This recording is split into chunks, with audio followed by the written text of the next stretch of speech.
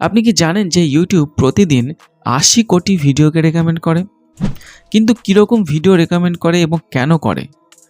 মোট কথা আজকের এই ভিডিওতে আমি আপনাদের সঙ্গে আলোচনা করব যে ইউটিউবের অ্যালগরিদম সিস্টেম কিভাবে কাজ করে এবং আপনি এই অ্যালগরিদম সিস্টেমকে কিভাবে আপনার পক্ষে ব্যবহার করতে পারবেন। তো চলুন বেশি দেরি না করে ভিডিওটা শুরু করি। ইউটিউবের অ্যালগরিদম সম্বন্ধে বিস্তারিত জানার আগে আমাদেরকে জানতে হবে যে ইউটিউবের এই অ্যালগরিদমটা কী জিনিস। দেখুন, ইউটিউবের অ্যালগরিদম হচ্ছে একটা সফটওয়্যারের প্রোগ্রাম। এই সফটওয়্যারের কাজ হচ্ছে ইউটিউবে যত ভিউয়ার্স আসবে সে সমস্ত ভিউয়ার্সগুলোর বিহেভিয়ারটাকে ট্র্যাক করা। অর্থাৎ কোনো ভিউয়ার্স যদি ইউটিউবে যায়, সে ইউটিউবে গিয়ে কী সার্চ করছে, সার্চ করার পরে সে কীরকম ধরনের ভিডিও দেখছে, কোন ভিডিওতে ক্লিক করছে এবং কতক্ষণ দেখছে, সেই ভিডিওটার কত থেকে কত মিনিট দেখছে এবং কোন ভিডিওতে ইউটিউবে সবচেয়ে বেশি সে সময় অতিবাহিত করছে, সমস্তটাই কিন্তু ট্র্যাক করে। অর্থাৎ এই ইউটিউবের অ্যালগরিদম সিস্টেম অনেকটা হিউম্যান ব্রেনের মতন কাজ করে, সমস্ত কিছু বিশ্লেষণ করে বিচার বিবেচনা করে ডিসিশন নেয়। তাহলে এখন আমাদের মনে একটা কোশ্চেন থাকতে পারে যে ইউটিউবের এই অ্যালগরিদম সিস্টেম একটা ভিডিওর মধ্যে কোন কোন জিনিসগুলো দেখে। মেনলি ইউটিউবের অ্যালগরিদম সিস্টেম একটা ভিডিওর মধ্যে 5টা জিনিস দেখে। ফার্স্ট অফ অল হচ্ছে সিটিআর, অর্থাৎ ক্লিক থ্রু রেট। ভিডিওটা আপলোড করার পরে সেই ভিডিওর থাম্বনেল এবং টাইটেল দেখে কতজন মানুষ ক্লিক করছে।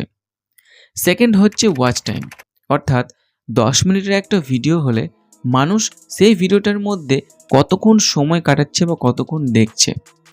থার্ড হচ্ছে এঙ্গেজমেন্ট, অর্থাৎ সেই ভিডিওর মধ্যে দর্শকরা কীরকম প্রতিক্রিয়া দিচ্ছে, লাইক কমেন্ট শেয়ার কেমন করছে সেটা দেখা হবে।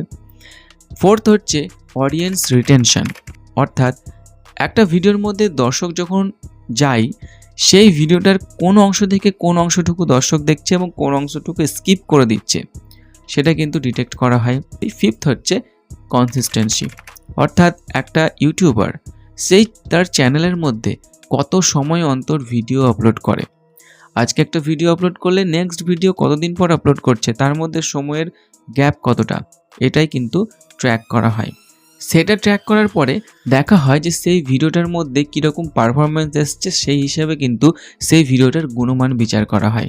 তারপরে সেই অ্যালগরিদম সিস্টেম ডিসাইড করে যে তার প্যারামিটারে এই ভিডিওটা এসছে কিনা। যদি সেই প্যারামিটারের মধ্যে আসে তাহলে কিন্তু সেই ইউটিউবের অ্যালগরিদম সিস্টেম সেই ভিডিওটাকে রেকমেন্ড করে। কিন্তু আপনি কি জানেন যে 2025 সালে এই ইউটিউবের অ্যালগরিদম সিস্টেমে এসেছে একটা বিরাট বড় পরিবর্তন? হ্যাঁ, 2025 সালে ইউটিউবের অ্যালগরিদম সিস্টেমে এআই অর্থাৎ আর্টিফিশিয়াল ইন্টেলিজেন্সটাকে ইনগ্রেড করা হয়েছে। এই আর্টিফিশিয়াল ইন্টেলিজেন্স সেই ভিডিওর টাইটেল, থাম্বনেল, ডেসক্রিপশন, সাবটাইটেল সমস্ত কিছু ডিটেক্ট করে বুঝে নেয় যে সেই ভিডিওর মধ্যে কতটা গভীরতা আছে এবং সেই ভিডিওটার পারফরমেন্স কতটা ভালো হতে পারে। এমনকি আপনি ভিডিওর মধ্যে কেমনভাবে কথা বলছেন, কেমনভাবে প্রেজেন্টেশন দিচ্ছেন সেটার উপরেও কিন্তু আপনার ভিডিও রেকমেন্ড হবে কি হবে না, সেই ভিডিওটার পারফরমেন্স ভালো হবে কি হবে না সেটা কিন্তু ইউটিউবের অ্যালগরিদম সিস্টেম ডিটেক্ট করে নেয়।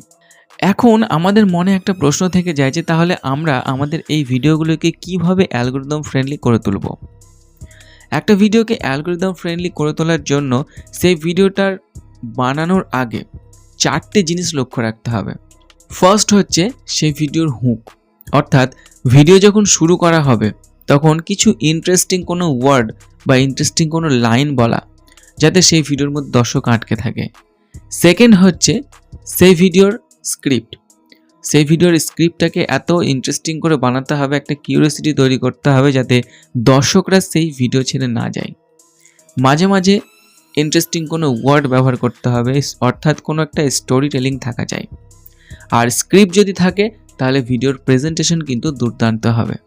থার্ড হচ্ছে এসইও, অর্থাৎ search engine optimization. Video upload করার সময় সেই ভিডিওটা যাতে সার্চ ইঞ্জিন অপটিমাইজেশন হয়ে থাকে, যাতে অ্যালগরিদম সিস্টেম বুঝতে পারে যে সেই ভিডিওটা কোন ক্যাটাগরির ভিডিও, কোন টপিক রিলেটেড ভিডিও এবং কোন দর্শকের সামনে সেটাকে প্রেজেন্ট করতে হবে।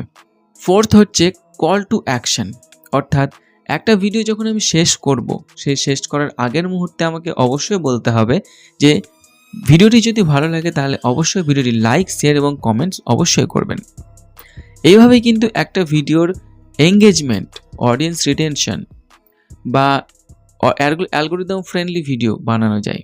কিন্তু আর একটা জিনিসও আছে যেটাকে আপনি আপনার স্ট্র্যাটেজির মধ্যে নিতে পারেন, সেটা হচ্ছে ইউটিউব শর্টস। এই ইউটিউব শর্টসই হচ্ছে বর্তমান সময়ে কিন্তু ইউটিউবের ভবিষ্যৎ। দ্রুত এনার্জেটিক শর্টস, যেগুলো 1 মিনিট থেকে 2 মিনিট 1.5 মিনিটের মধ্যে আছে, সেই সমস্ত শর্টগুলো কিন্তু বর্তমান সময়ে খুব ভালো পারফর্ম করছে।